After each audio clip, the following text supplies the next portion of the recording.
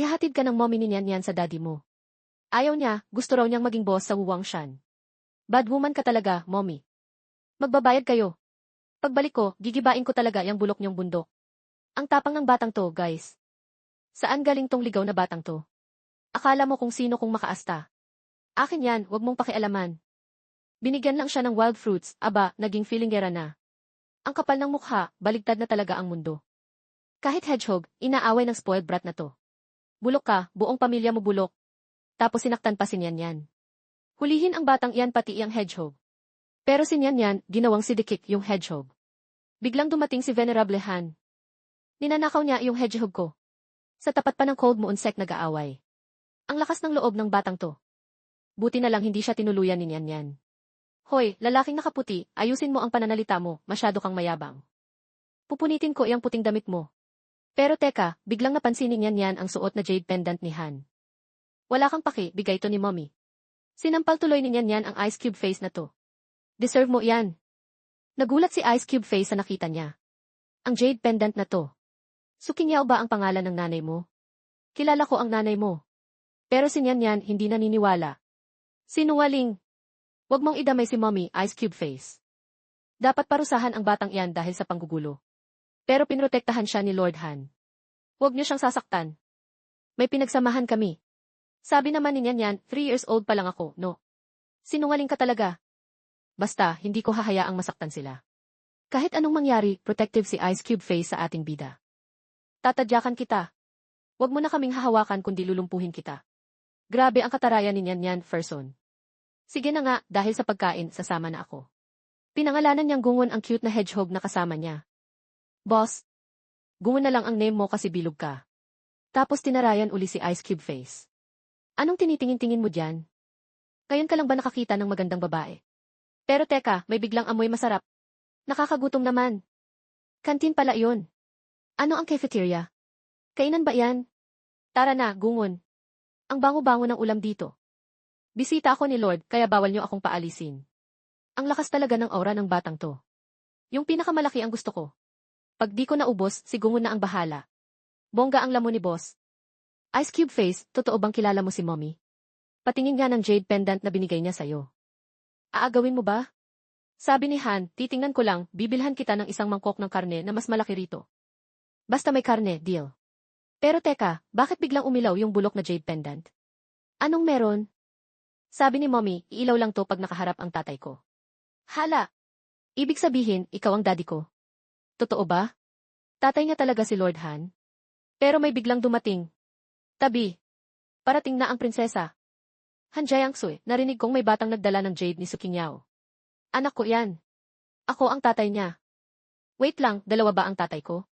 Naguguluhan na si Nian. Patingin nga ng jade na yan. Titingnan ko lang kung ako talaga ang tatay. Ayaw pa ibigay ni Nian ang pendant. Huwag mong agawin. Ayan, umilaw. Ako ang daddy. Pero sabi ni Nian, umilaw din to kay Ice Cube Face kanina. Anong second daddy? Ako ang una. Nag-aaway na ang dalawang tatay. Bakit siya ang nauna sa akin? Kasi siya ang unang dumating. Sabi ni Nian. Second dad, gusto mo bang kumain? Tawagin ba kitang second dad? Tinawag akong second dad ng anak ko. Isasama raw niya si Nian sa Burning Isilis Valley para mamasyal. Bakit sa iyo siya titira? Hindi ako papayag.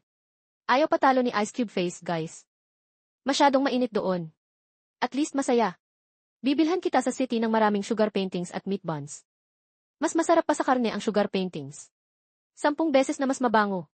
Sasama ka ba o hindi? Kami na lang ang pupunta. Pero mapilit si second dad.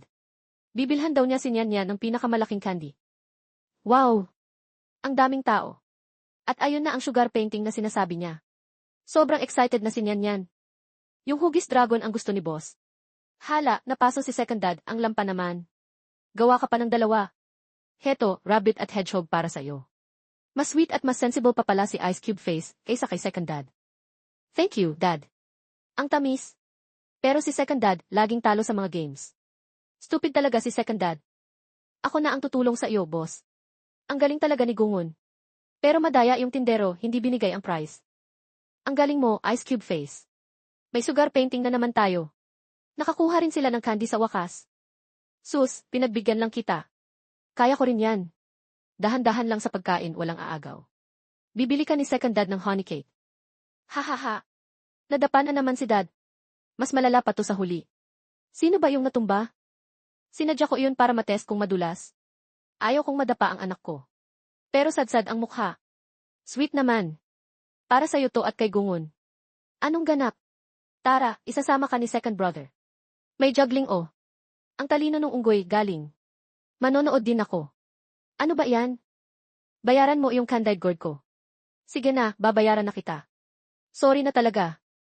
Second dad, wag ka nang makisali, mas syunga ka pa sa unggoy. Wow, binigyan ako ng flowers. Tao ba to? Cute daw kasi ni baby girl.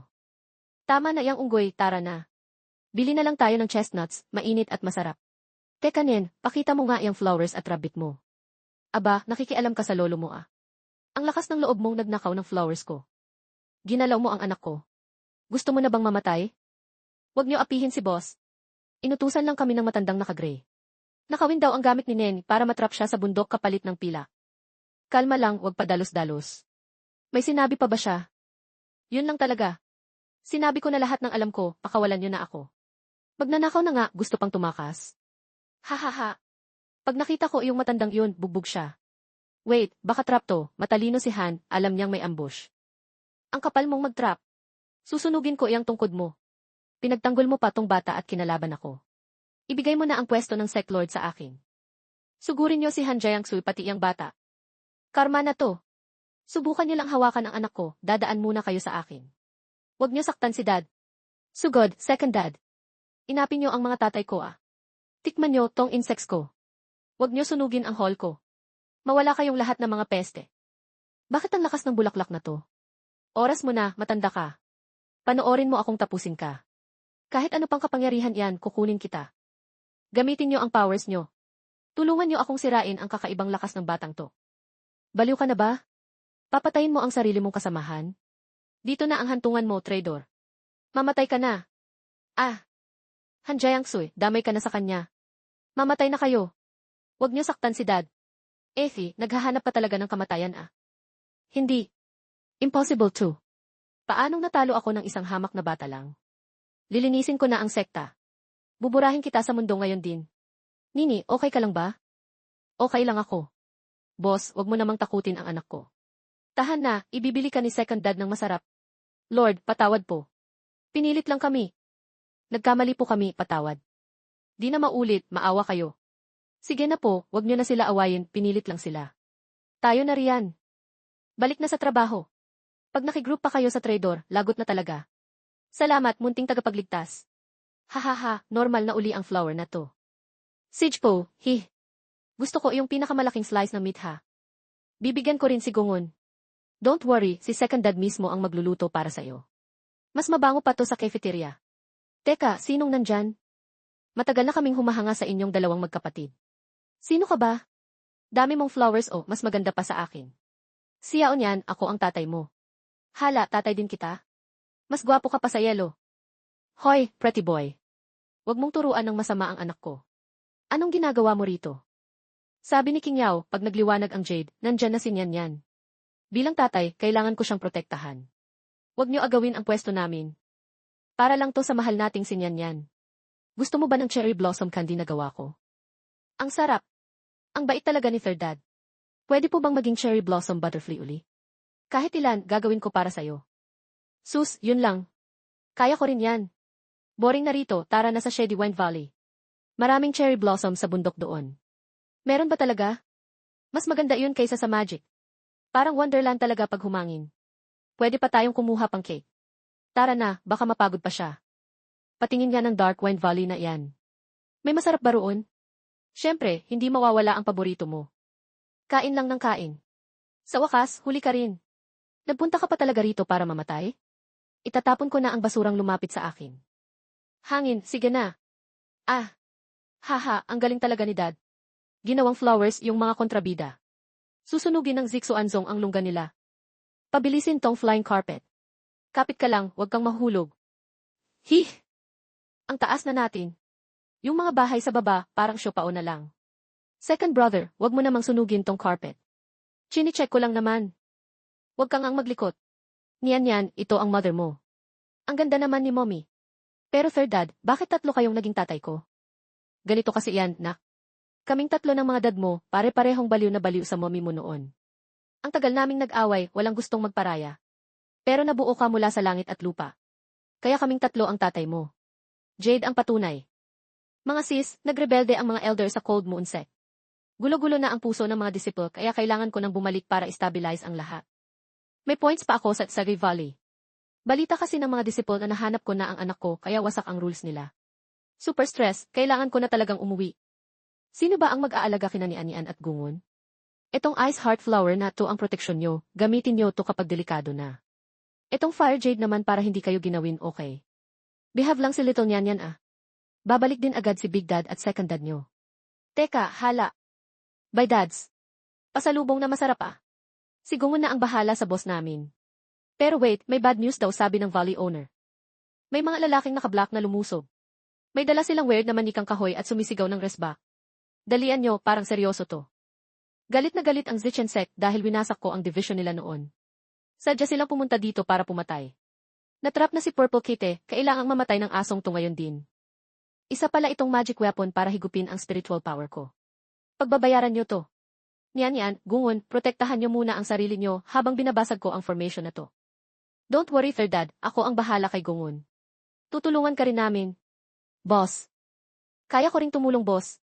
Sino may sabing pwede nyo kong saktan? Lalaban ako. Boss, okay lang ako, wag ka nang magalit. Ang kapal ng mukha ng maliit na bastos na to na mag-anga sa harap ko. Wag niyong hawakan si Gungun.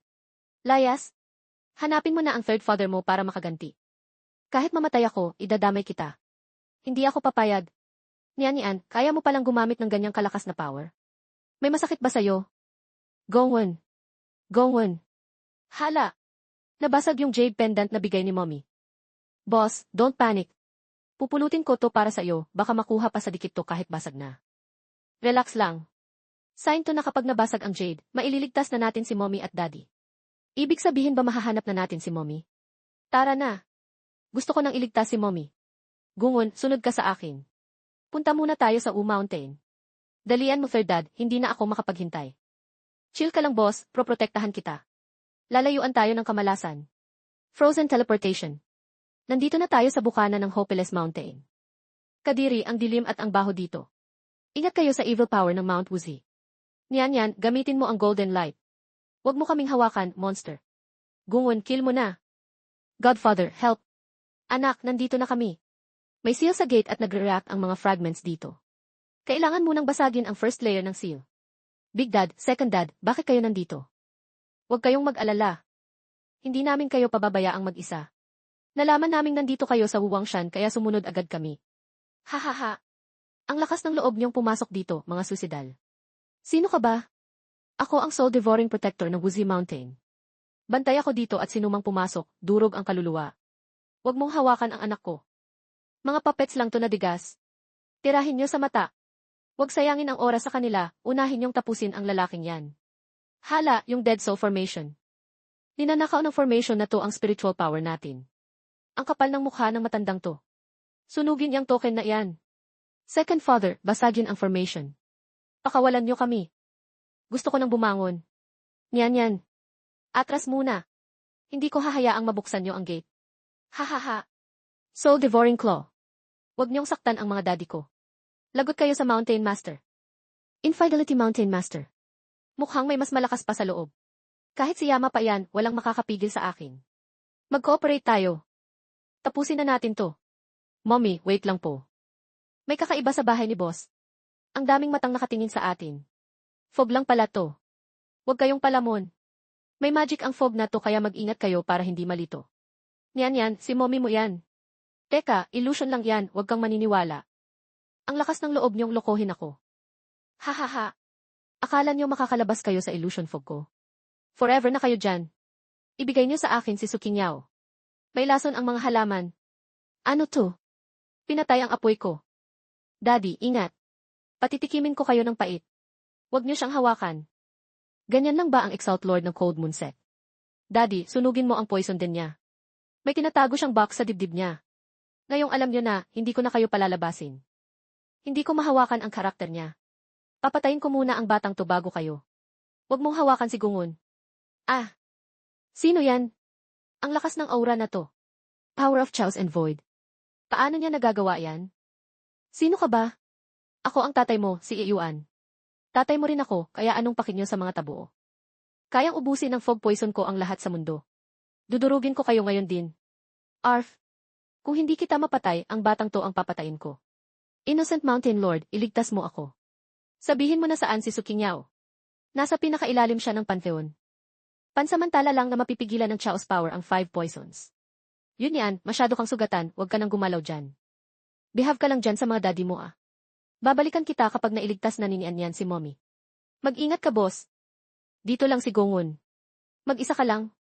Hindi na magtatagal si Kingyao dyan kaya huwag kang padalos-dalos. Miss, natrap ako sa circle at hindi makalabas. Junyao hahaha. Ang lakas ng loob niyong pumasok sa 10,000 poison array ko. Pakawalan niyo siya. 100 years kong hinanda ang poison array na to para makuha ang spiritual power niya. Bastos ka, pati trabaho ko pinapakialaman mo. Huwag mong awayin ang tatay ko. Akala niyo mapipigilan niyo ako. Never. May poison nucleus sa dibdib niya, kapag nawasak yan, masisira ang formation. Paano naging ganito kalakas to? Ang 10,000 poison heart scare technique ko. Akala mo ba kaya mo ang poison ko? Bitawan mo ko. Hinding-hindi kita papakawalan. Sis, ingat. Mamatay ka na. Nagpaalam ka ba sa akin ha? Hala. Ayoko na. No. Sinta, wag kang aalis. Inay, wag. Nakabind na sa akin ang myriad poison array na to. Sasabog ang mga mata ko at damay-damay tayong lahat dito. Magsasama-sama tayo sa hukay. Kingyao, itakas mo sinyan yan. Ako nang bahala sa formation na to, ligtas na, tara na, uwi na tayo. Grabe, ang galing ni na mommy at fourth dad. Bugbog sarado ang mga kontrabida. Salamat sa inyo. Yuan, Hanjayang Sui, ano yan? Ribbon ba yan? Ang nipis. Ang laki naman yan, parang block na. Anong problema sa block ha? Masarap kaya to. Pero bes, hindi ba masyadong malaki yan? Manahimik ka na lang. Tulungan na lang sa yard habang kalaro si Gungun. Hahaha. Fourth dad, look. May butterfly. Gutom na kayo? Relax lang, anak. Matatapos na si second dad. Pero sigurado ka bang makakain talaga natin yan? Parang nakakatakot eh. Pwede na to. In fairness, luto na siya ngayon ha. Siyempre naman luto yan. O siya, upo na kayo. Kain na tayo. Dali, dali, dali. Uy, in fairness, ang sarap. Ah. Na-proud si daughter sa kin. Imagine, may 5 fathers in yan, isang mommy at si Gongun. Siya na talaga ang happiest kid ever.